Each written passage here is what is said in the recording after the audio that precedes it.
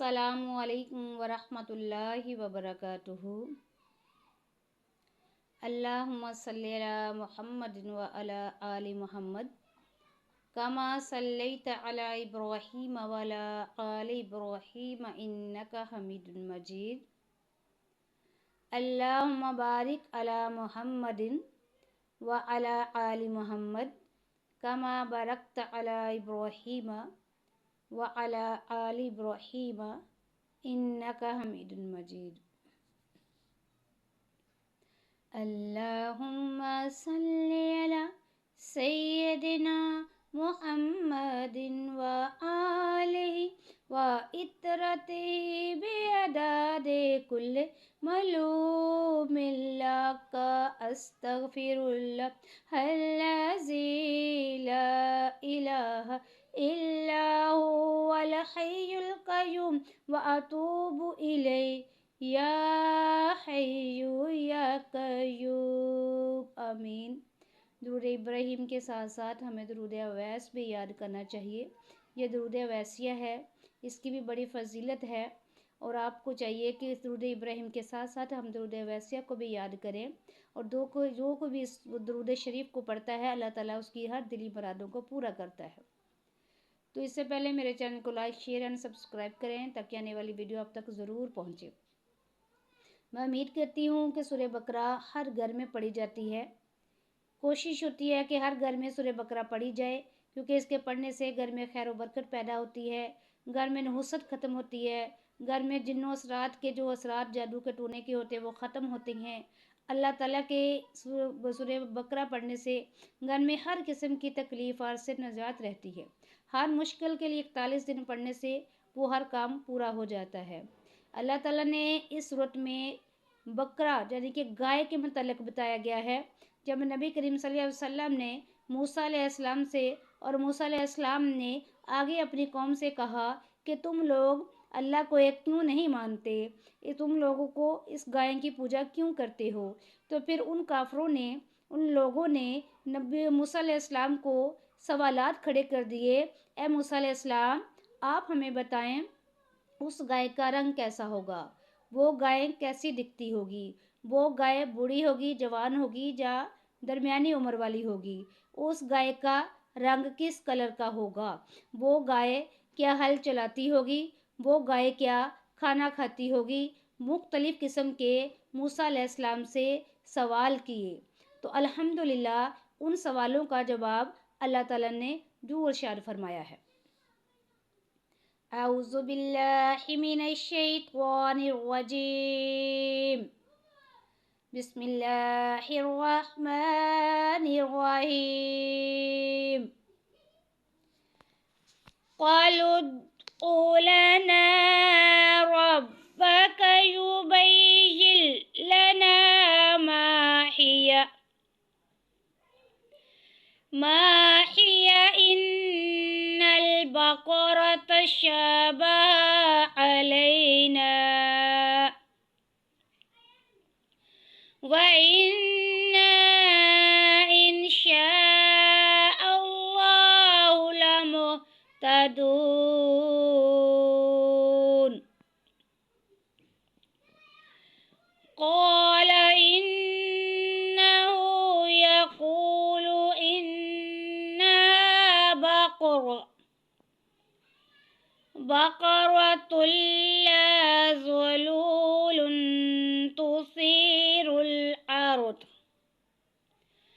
تثير الأرض ولا تسقي الحرث مسلمات لا شية فيها۔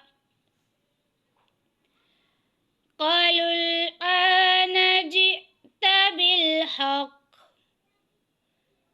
فاذبحوها وما كادوا يفعلون۔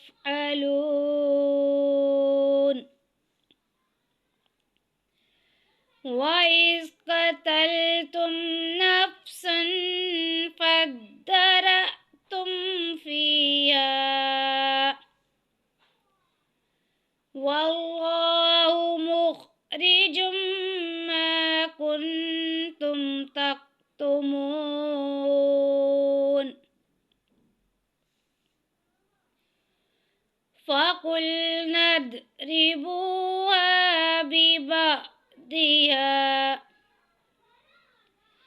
كذلك يحيي الله الموتى ويريكم آياته لعلكم تعقلون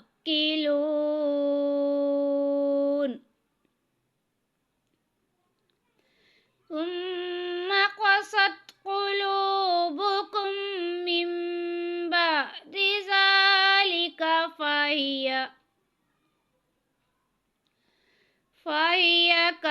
كالحجارة أو أشد قسوة وإن من الحجارة لما يتفجر منه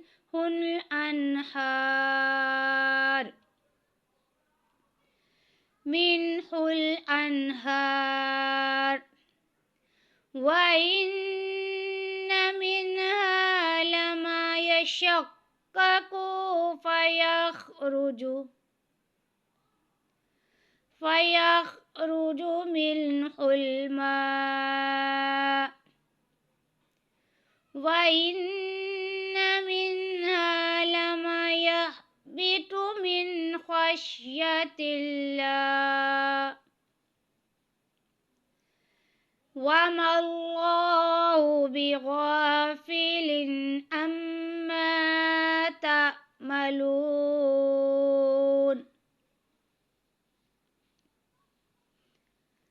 أفتطمعون أن يؤمنوا لكم وقد كان فريق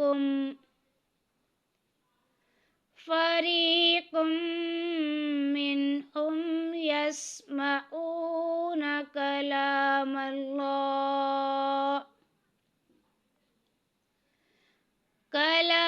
الله ثم يحرفونه من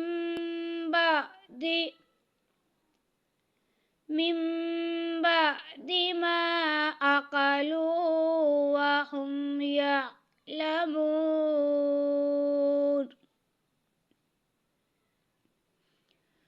وإذا لقوا الذين آمنوا قالوا آمنا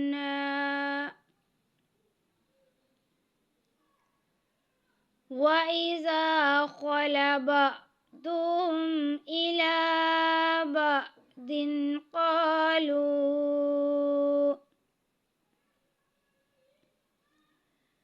قالوا وتحدثونهم بما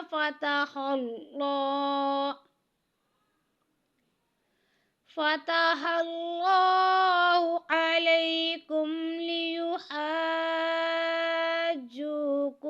به عند ربكم أفلا تعقلون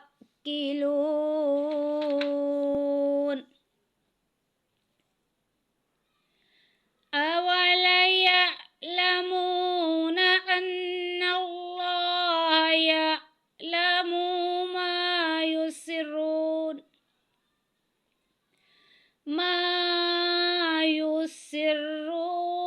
وما يعلنون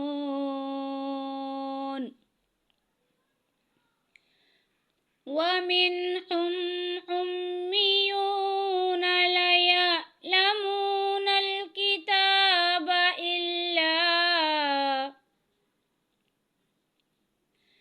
إلا أماني وإن هم إلا يظنون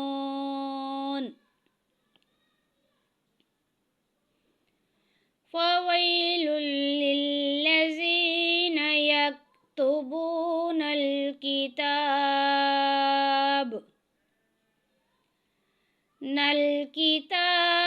بأيديهم ثم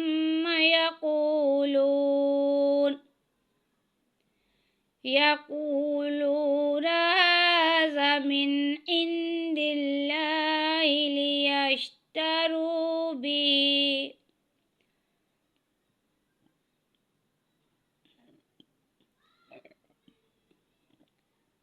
به ثمنا قليلا فويل لهم مما كتبت أيديهم وويل لهم مما يكسبون وقالوا لن تمسنا النار إلا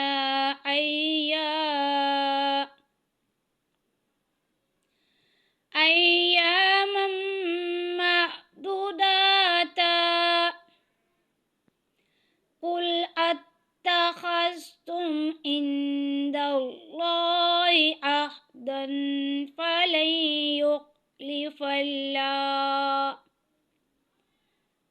يخلف الله عهده أم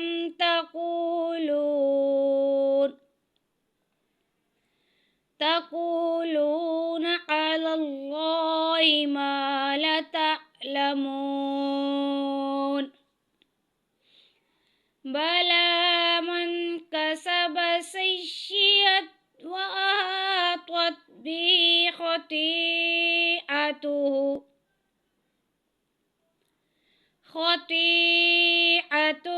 فأولئك أصحاب النار هم فيها خالدون والذين آمنوا وعملوا الصالحات أولئك أصحاب الجنة هم فيها خالدون صدق الله العज़ीम।